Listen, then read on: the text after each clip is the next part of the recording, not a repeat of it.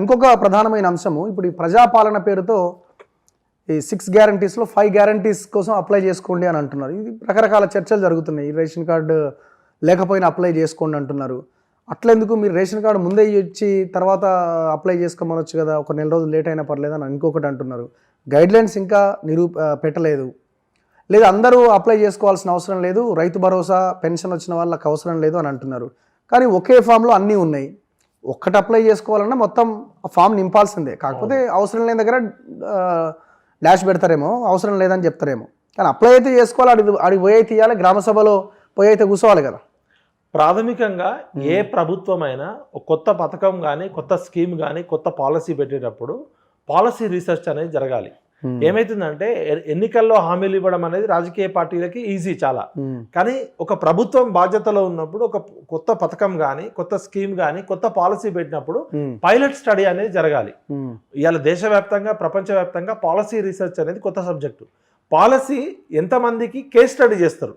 ఇప్పుడు 4 కోట్ల మందికి ఒక ప్రాజెక్టు, ఒక పాలసీ, ఒక ప్రజాపాలన అభయహస్తం అనే స్కీమ్ ఇంప్లిమెంట్ చేసేటప్పుడు దాని సాధ్యాసాధ్యాలు ఏంటి, దాని అర్హతలు ఏంటి, దాని గైడ్ లైన్స్ ఏంటి అనే ముందు పెద్ద ఎత్తున రిలీజ్ చేసే ముందు ఒక జిల్లాలోనో ఒక మండలంలోనో కొంత కేస్ స్టడీ అనేది జరగకపోవడము ఇది ప్రధాన లోపం. ఒకటేసారి లాంచ్ చేయడంతో ఇప్పుడు గైడ్ లైన్స్ లేకుండా విధి విధానాలు ఉండాలి. ఇప్పుడు ఏ పథకానికైనా అర్హత అనేది ఇంపార్టెంట్. అసలు ఈ పథకాన్ని ఎవరు అర్హులు, ఎవరు అనర్హులు, అర్హత ఏంటి? ఉదాహరణకు ఆ పథకం ఒకసారి తీస్తే తెలంగాణ రాష్ట్ర ప్రభుత్వం అభయహస్తం పేరుతో ప్రజాపాలన దరఖాస్తు అని చెప్పింది. ఇది 28వ తారీఖు నుంచి 6వ తారీఖు వరకు అని ప్రజాపాలన అని చెప్పారు. ఒకవైపు రేవంత్ రెడ్డి గారి ఫోటో, ఇంకోవైపు మన ఉప ముఖ్యమంత్రి బట్టి విక్రమార్క గారి ఫోటో పెట్టి మహాలక్ష్మి పథకము, రైతు భరోసా, గృహజ్యోతి, ఇందిరమ్మ ఇళ్ళు, చేయూత పథకం అన్నారు. దీనిలో యువ వికాసం తీసేసారు. ఈ ఐదే ఉన్నాయి మొత్తం. వాళ్ళు అభయహస్తంలో 6 స్కీములు వాళ్ళ ఎలక్షన్ల ముందు చెప్పింది. దీనిలో 5 స్కీములలో దరఖాస్తుదారుని పేరు, స్త్రీ, పురుషుడు, ఎస్సీ, ఎస్టీ, బీసీ, మైనారిటీ, పుట్టిన తేదీ, 5వది ఆధార్ నెంబరు. ఆధార్ నెంబర్ అందరికీ దాదాపు ఉంటుంది, ఆధార్ నెంబర్ వేయాలి. ఇప్పుడు 6వది రేషన్ కార్డు నెంబరు. ఇక్కడ కీలకం ఉంది. రేషన్ కార్డులు దాదాపు 10 సంవత్సరాల నుంచి చాలా మందికి రేషన్ కార్డులు ఇవ్వలేదు పాత ప్రభుత్వం. కుటుంబాలు, ఉమ్మడి కుటుంబాలు కాస్త పెళ్లిళ్ళు అయ్యి 10 సంవత్సరాల్లో చాలా మంది విడిపోయారు, వాళ్ళకు కూడా లేవు. ఇంకొకటి జనాభా లెక్కలు 2011 జనాభా లెక్కల ప్రకారమే నేషనల్ భారతదేశ వ్యాప్తంగా రేషన్ కార్డులు జరుగుతుంది. కరోనా రావడంతో గత 10 సంవత్సరాల నుంచి జనాభా లెక్కలు జరగకపోవడము, కొత్త రేషన్ కార్డులు జరగలేదు.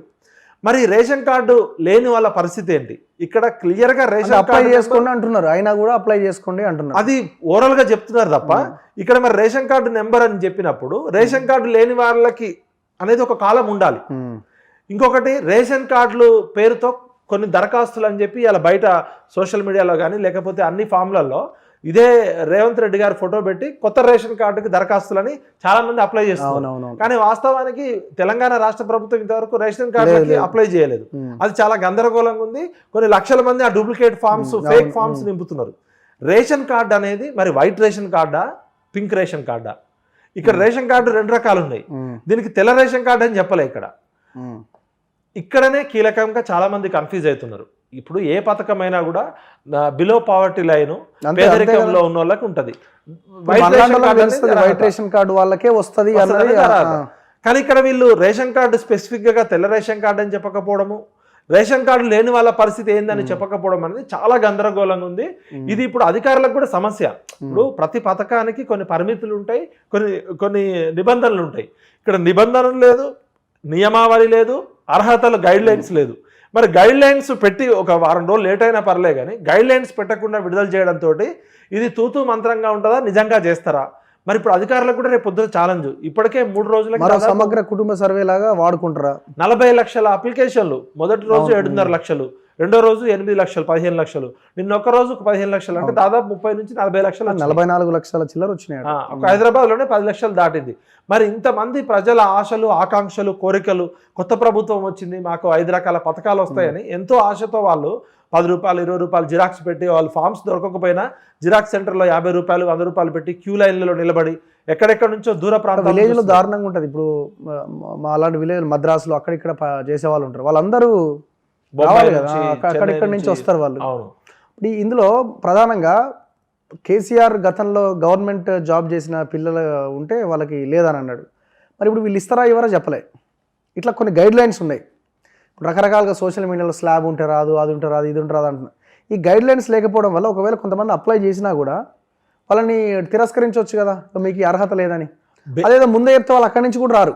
ప్రధానంగా మెయిన్ లోపం ఏంటంటే వీళ్ళు ఆ ప్రజాపాలన పేరుతో ఆ రోజు మన ప్రజా దర్బారు తర్వాత జ్యోతిబా పూలే ప్రజాభవన్ అని పెట్టి కొన్ని వేల మంది వస్తున్నారని చెప్పి అక్కడ నుంచి ఇమీడియట్గా గ్రామ స్థాయిలోనే అప్లికేషన్లు తీసుకోవాలి, లేకపోతే అందరు హైదరాబాద్కి వస్తారని చెప్పి దాని పరిణామ క్రమం ఇది ఎట్లా వచ్చింది ప్రజాపాలన అంటే ఫస్ట్ ప్రజా దర్బార్ ఆ కంచెలు తొలగించారు, ప్రజా దర్బార్ కాస్త జ్యోతిబా పూలే ప్రజాపాలన ప్రజాభవన్ అయింది.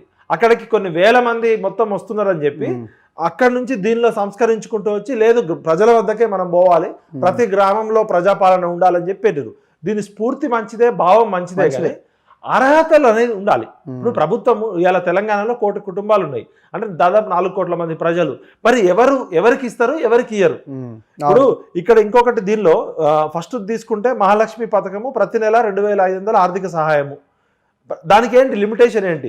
తెల్ల రేషన్ కార్డు ఉన్న వాళ్ళకి ఇస్తారా, లేకపోతే ప్రతి మహిళకి ఇస్తారా? ఇంకొకటి పెన్షన్ ఆల్రెడీ ఒకవేళ పెన్షన్ ఉంటే మళ్ళీ ఇస్తారా ఇది ఎక్స్ట్రా? అది కూడా పాయింటే కదా. ఇప్పుడు మళ్ళీ రేవంత్ రెడ్డి గారు నిన్న మొన్న ఏం చెప్పారు, ఇంట్లో ఒక పెన్షన్ ఉంది అనుకోండి, మళ్ళీ అది కూడా ఇస్తారా, ఇవ్వరా?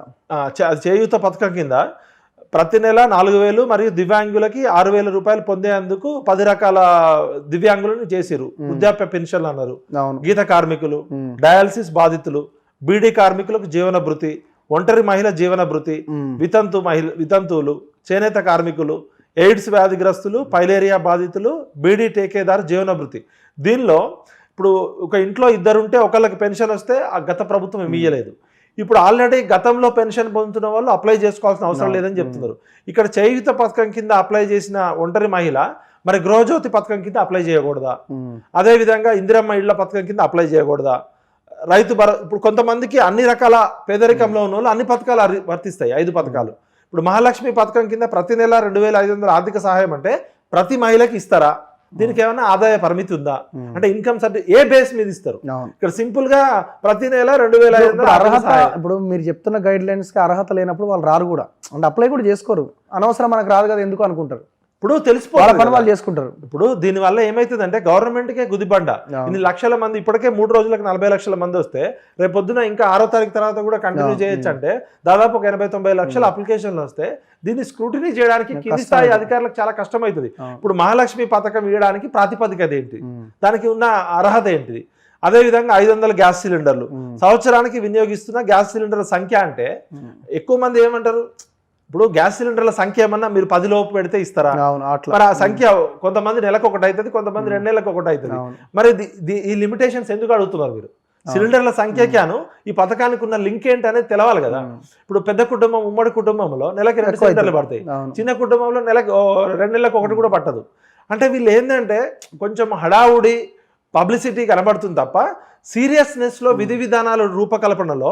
ఇప్పుడు రేవంత్ రెడ్డి గారు కూడా గతంలో మంత్రిగా పనిచేసిన ఆయన కాదు, ఎమ్మెల్యేగా పనిచేసిండు, ఎమ్మెల్సీగా పనిచేసిండు, ఎంపీగా పనిచేసిండు. ఇవన్నీ కూడా సూచనలే, మిమ్మల్ని విమర్శించి.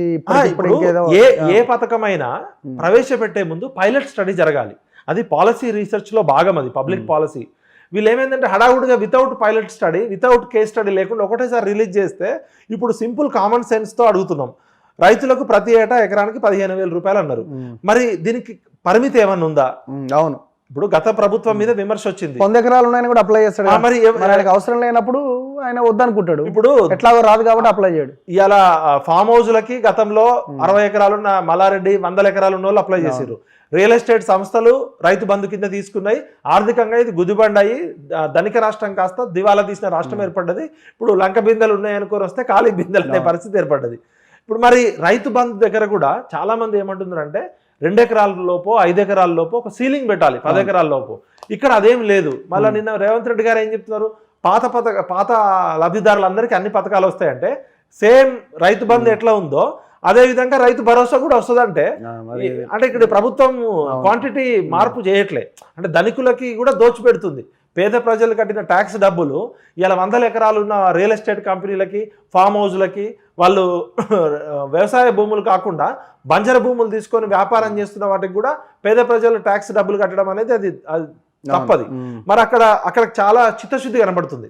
ఇదే ప్రభుత్వం గతంలో కాంగ్రెస్ ప్రతిపక్షంలో ఉన్నప్పుడు ఇంత బలిసిన వాళ్ళకు కూడా అవసరమా అని విమర్శించి ఇప్పుడు రైతు భరోసా పథకం అందరికీ ఇవ్వడం అనేది మాత్రం అది చూడాలంటే వాళ్ళు ఏమన్నా మరి గైడ్ లైన్స్ పెడతారేమో. మరి అదే విధంగా కౌలు రైతులు మరి రైతుకి ఇస్తాడు. ఇప్పుడు నేను రైతు, నాకు 2 ఎకరాల పొలం ఉంది, నాకు రైతు భరోసా వచ్చి నేను కౌలుకి ఇచ్చిన అతనికి ఇస్తారా? నాకు 15,000, అది కూడా మళ్ళీ కౌలు రైతుకి 15,000 ఇస్తారా? రైతు కూలీలకి 12,000. మరి రైతు కూలీలకి ఉపాధి హామీ కార్డు నెంబర్ లేని వాళ్ళ పరిస్థితి ఏంటి? అట్లా కూడా ఉంటారు చాలా మంది. కొంతమందికి ఉపాధి హామీ కార్డు ఉండదు. ఇక్కడ కౌలు రైతుని ఏ విధంగా డిఫైన్ చేస్తారు? ఇవన్నీ కూడా కొన్ని టెక్నికల్ అంశాలు, సాంకేతిక విషయాలు ఉన్నాయి. పరిమితి ఉండాలి, అర్హత ఉండాలి. ఏ పనికైనా ఏ స్కీమ్కైనా ఇంకో ఈ గైడ్ లైన్స్ ప్రకారం మీరు అనర్హులు, మీకు అర్హత ఉంది, వాళ్ళు మాత్రమే అప్లై చేసుకుంటే గవర్నమెంట్కి ఈజీ అవుతుంది, అధికారులకు ఈజీ అవుతుంది. అవును, లబ్ధిదారులు కూడా అప్లై చేసుకునే వాళ్ళకి ఓహో మాకు వస్తుంది ఈ పథకం, మాకు ఈ పథకం రాదు అంటారు. ఇందిరమ్మ ఇండ్ల కింద ఇల్లు లేని అర్హులైన కుటుంబానికి, ఇప్పుడు వాడికి ఇల్లు లేని అర్హులైన కుటుంబం అంటే అర్హత ఏంటో చెప్పాలి కదా. అవును, ఇప్పుడు వాళ్ళు డిఫైన్ ఏం చేస్తున్నారు? ఇల్లు లేని అర్హత అంటే వాడికి అసలు కిరాయిల్లో ఉన్నాడా, లేకపోతే వాడికి సొంత ఇంటి స్థలం ఉందా? ఆ అర్హత అనే పదం వాడిరు, ఆ అర్హత ఏంటో చెప్పలేదు. ఇంటి నిర్మాణానికి ఆర్థిక సాయం అన్నారు, మరి సొంత ఇల్లు జాగా లేని వాళ్ళ పరిస్థితి ఏంటి? ఇప్పుడు గతంలో ప్రభుత్వం 5 లక్షలు డబుల్ బెడ్రూమ్ అన్నది, తర్వాత 5 లక్షలు అన్నది, తర్వాత 3 లక్షలు అన్నది. మరి ఇంటి నిర్మాణానికి ఆర్థిక సాయం అంటే ఇంటి స్థలం లేని వాళ్ళ పరిస్థితి ఏంటి? అదేవిధంగా ఇంకొకటి, అమరవీరులు మరియు ఉద్యమకారులకి 250 గజాల ఇంటి స్థలం అన్నారు. మరి అమరవీరుల కుటుంబం అంటే 1969లో చాలామంది చనిపోయారు, 370 మంది చనిపోయారు, కొన్ని వేల మంది మిస్సింగ్ కేసులు ఉన్నాయి.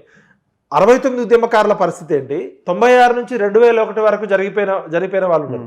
అదేవిధంగా 2001 నుంచి 2014 వరకు, అంటే 69 నుంచి ఇప్పుడు తీసుకుంటే దాదాపు 60 సంవత్సరాల కాలంలో. అదేవిధంగా ఎఫ్ఐఆర్ నెంబర్, కొన్ని చోట్ల ఎఫ్ఐఆర్ నెంబర్ దొరకకపోవచ్చు. ఇప్పుడు 69 ఎఫ్ఐఆర్ నెంబర్ ఇవ్వాలంటే ఎవడిస్తాడు? అదేవిధంగా తెలంగాణ ఉద్యమంలో పాల్గొన్నారు అంటే సంబంధిత ఎఫ్ఐఆర్ నెంబరు మరి ఎఫ్ఐఆర్ కష్టం. ఇప్పుడు మీకుందా ఎఫ్ఐఆర్? మీ దగ్గర 2001 జైలు కేసు.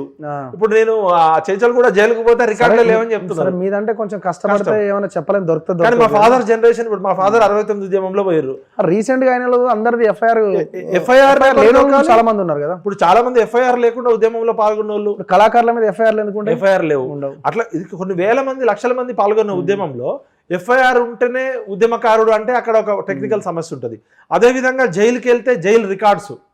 ఇప్పుడు ఉద్యమకారులు అందరికీ ఇస్తామని చెప్పినప్పుడు ఉద్యమంలో పాల్గొన్న వాళ్ళు, ఏ ఊర్లో పాల్గొన్న వాళ్ళకి ఆ ఊర్లో కమిటీ వేసి ఎవరు ఉద్యమకారులు చెప్పమంటే చెప్పేస్తారు. ఎందుకంటే ఆ ఉద్యమంలో పాల్గొన్న వాళ్ళు ప్రెస్ రికార్డ్స్ ఉంటాయి. ఇప్పుడు పెద్ద మనుషులు ఉంటారు ప్రతి గ్రామంలో కూడా, వీళ్ళు ఉద్యమంలో పాల్గొన్నారని చెప్తారు, దానికి ప్రూఫ్ ఏదో ఒకటి ఉంటుంది. ఎఫ్ఐఆర్ జైలు అనేది చాలా తక్కువ మందికి మాత్రమే ఉంటుంది. ప్లస్ 69 నుంచి ఉద్యమకారులు, తెలంగాణ ఉద్యమకారుల నుంచి, ఇది కూడా ప్రాపర్ గా ఎక్సర్సైజ్ చేయకుండా హడావుడిగా పెట్టినట్టుంది. చాలా మంది ఉద్యమకారులు మాకు ఫోన్ చేస్తున్నారు 69 వాళ్ళు, మరి మేము వర్తిస్తామా వర్తించదా? మరి 2001లో మాతో పాటు జైలుకు పోయిన వాళ్ళు జైలు రికార్డ్స్ లేవు. కొంతమందికి జైలు రికార్డ్స్ ఉండవు, కొంతమంది పోలీస్ స్టేషన్లో ఎఫ్ఐఆర్ రికార్డ్స్ ఉండవు.